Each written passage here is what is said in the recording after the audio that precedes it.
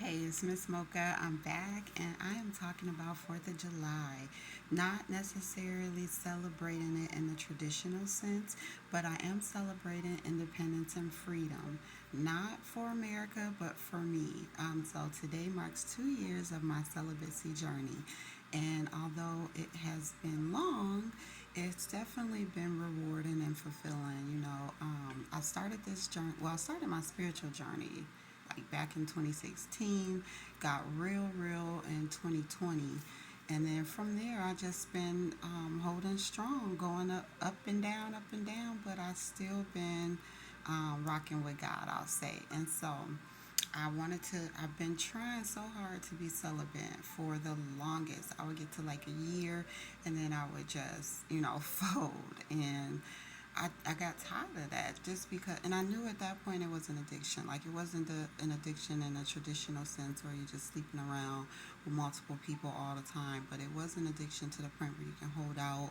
And it's like, you know how a person holds out and then they binge back on the thing. That's what I was doing. And so I didn't want to do that anymore. And mainly it had a lot to do with wanting a husband. I would hear stories about, oh, you got to hold out for a year and God will bless you. Well, I was trying that. And every time I get to that year and it just didn't come right away, I would just fold. And so I didn't want to do that anymore because it was not fulfilling. So I wasn't getting satisfied. Basically, the bottom line is I wanted something more, and having sex with these men wasn't providing what I wanted. It wasn't fulfilling me enough. It wasn't satisfying me enough. It's always a temporary feeling, and that pleasure it goes away. Even if you get pleased, if you get that pleasure, it goes away. It doesn't last, and I want something that can last. I want intimacy and sex with one person that I could spend the rest of my life with, and so I knew in order to get that from God, I had to just completely give up no matter how long it took. So here I am celebrating my 2 years. I have not ever went this long, but here I am. Now, has it been easy? I'll say no and yes. No, because beating addictions, um, staying disciplined, having the willpower, that isn't easy. It's hard. It's going to come with struggles. But if you're focusing on God, and if you're letting God, give you the strength that you need, give you the power that you need, give you the ability to be disciplined and endure it, then yes, it is easy, especially if you're not getting satisfied like you want to. So it's going to be easy because what's the point of keep having sex if you're not getting fulfilled? If you're not, you know, if they're not doing you right, you know what I mean?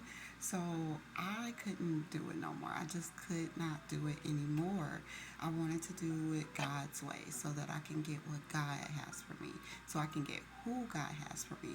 Now, whether that be my twin flame, or not, I'm still holding out and fingers crossed. I'm still praying that it's him. But if he doesn't accept the journey, then I know God will still bless me with a man who will. So I'm not going to give up. I'm going to wait. I've been so determined this far, and I'm going to keep waiting no matter how long it takes. But I know God's getting ready to step in and bless me. How does it feel? I don't know. I guess it feels good that I'm not, giving into temptation because in the end, sex before marriage is sin.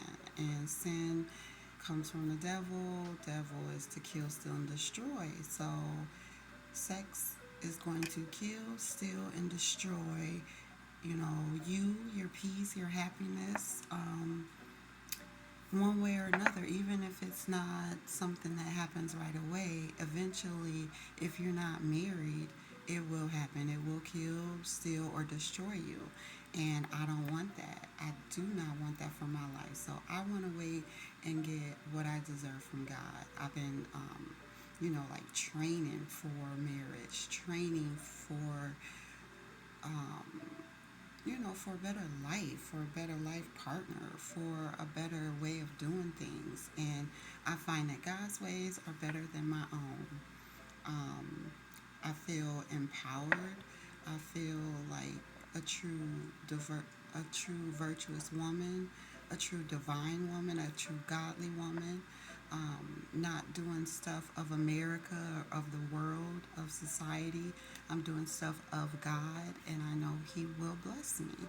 Um, I don't like that empty feeling afterwards. After I was having sex with people, I would feel, I wouldn't feel really feel empty, unfulfilled, feel like it was just temporary. So I want the feeling of something that is worth it, a high value man, a divine man, a godly man who can bring more to the table than just sex. I want intimacy. I want sex and intimacy, and I want it to last forever, not just for a night. And so, yeah, I've been I've been holding on, holding out, I should say, and I know it'll be worth it. The wait will be worth it, and it'll bring good things. So I'll be updating more and more as I go on, probably every year. If I have to go another year, or I'll be updating that my husband is here. We don't know, but hopefully it's. I know in my heart, God told me it will be my reunion with my twin flame. But as you wait for so long, you don't really know. So you just have to keep the faith, keep hope alive, keep on trusting and believing, keep on staying focused, staying determined, staying godly, I would say. And if anyone is on a celibacy journey, just know you're not alone. I know it gets hard, but keep on holding out. God has the blessings for us. God has that good man for us that will be on the same level as us. But we have to hold out. We have to be true to God, not true to ourselves, not true to sin, not true to sex, not true to the devil, not true to evil, none of that. True to God. And He will fulfill us. So I'm not worried. I'm just waiting. I don't want the American dream. I want God's dream. So I celebrate today as freedom from sexual sin, freedom from choosing sin. I rather choose God. So that's what my little update is about. Happy Independence Day to me, being free from sexual bondage. Yeah, so thanks for listening.